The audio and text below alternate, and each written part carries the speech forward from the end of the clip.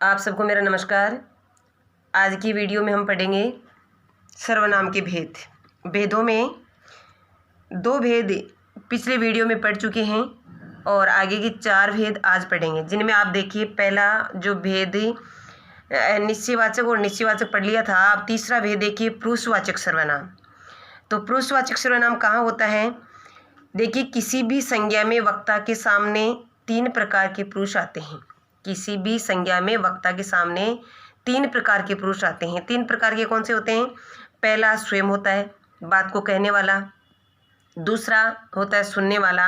और तीसरा होता है अन्य व्यक्ति जिसके बारे में बात की जाती है। इसलिए जो बात को कहता है स्वयं होता है, वह आता है उत्तम पुरुष। दूसरा जो बात को सुनने वाला वो होता है मध्यम पुरुष। और तीसरा जो अन्य व्यक्ति होता है जिसकी बात की जाती है वो होता है अन्य पुरुष। ठीक है, यह होते हैं पुरुषवाचक सर्वनाम। फिर अगला आप देखिए सर्वनाम में संबंधवाचक सर्वनाम। संबंधवाचक सर्वनाम जिस सर्वनाम में 2 भिन्न बातों का संबंध प्रकट होता है। जिस सर्वनाम में 2 भिन्न बातों का संबंध प्रकट होता है, यानी 2 अलग अलग बातों के बीच में जो सर्वनाम शब्द संबंध प्रकट करता है, संबंध बनाता है, वह संबंधवाचक सर्वनाम होता है। इस संबंधवाचक सर्वनाम के सूचक शब्द होते हैं जो, सो, वह, जो, जिसे, वही, जिसको, उसको, जिसे, उसे, जिसकी, उसकी, तेती, जेती, जैसी, वैसी, जिसने, उसने। ऐसे शब्दों का इस्तेमाल जहाँ किया जाता है, ये शब्द संबंधवाचक सर्वनाम में आते हैं। जैसे उदाहरण के तौर पर आप वाक्य में देखिए, जैसे वाक्य होता है जो करेगा सो भरेगा। मैंने आपको ऊपर बताया था जो, सो, ये संबंधवाचक सर्वनाम सूचक शब्द होते हैं।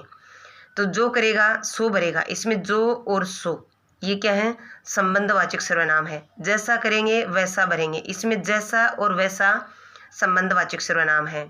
जिसे भी देखता हूँ वही व्यस्त है, इसमें जिसे और वही ये क्या है? संबंधवाचक सर्वनाम है।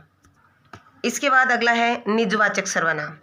देखिए, निजवाचक सर्वनाम कौन सा होता है? वक्ता या लेखक स्वयं अपने लिए जिन सर्वनाम शब्दों का प्रयोग करता है उन्हें निजवाचक सर्वनाम कहते हैं।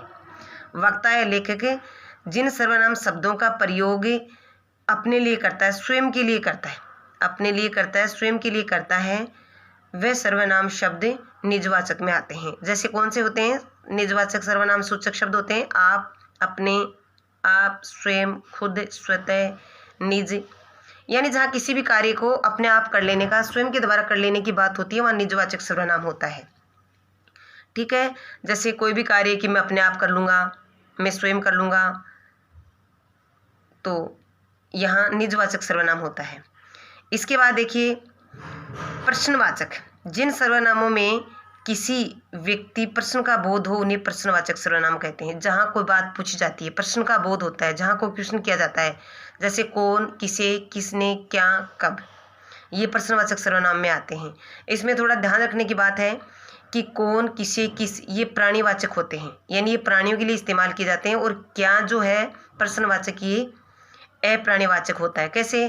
जैसे मान लीजिए हम मनुष्य के लिए बात करें तो अपन ये कहेंगे कि इनमें जैसे लड़कियों में कौन है, और जैसे मिठाइयों में क्या है, ये नहीं कह सकते मिठाइयों में कौन है। लड़कियों में क्या है ये नहीं कह सकते।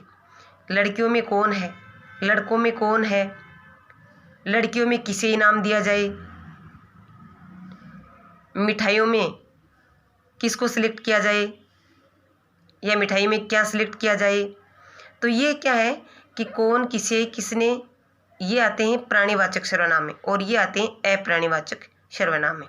ठीक है, उदाहरण के तौर पर आप देखिए, जैसे दीवार के ऊपर कौन बैठा है, यहाँ प्रश्न किया गया है, तो ये कौन है, ये प्रश्नवाचक सर्वनाम। पुस्तक किससे मंगवाऊँ, यहाँ प्रश्न किया गया है, तो किससे, ये प्रश्नवाचक सर्वनाम है। दिल्ली जाने के लिए किससे कहूँ, यहाँ भी प्रश्न पूछा गया, तो ये प्रश्नवाचक सर्वनाम है।